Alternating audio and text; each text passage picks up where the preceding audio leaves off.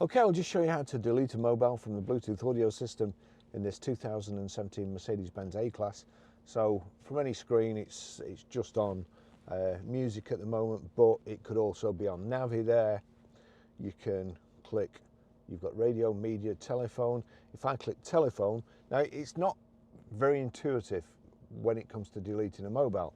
So we click telephone, that brings it up there and you'll see there, Navi, radio, media, telephone, vehicle options. It's on telephone at the moment, that's highlighted. Connect device call list, but there's nowhere to where you'd think, oh, that's what you click to delete. If you go to options, click on options, nothing there. So against logic, you'd go to connect device. Click on connect device. That shows you the phone that's connected.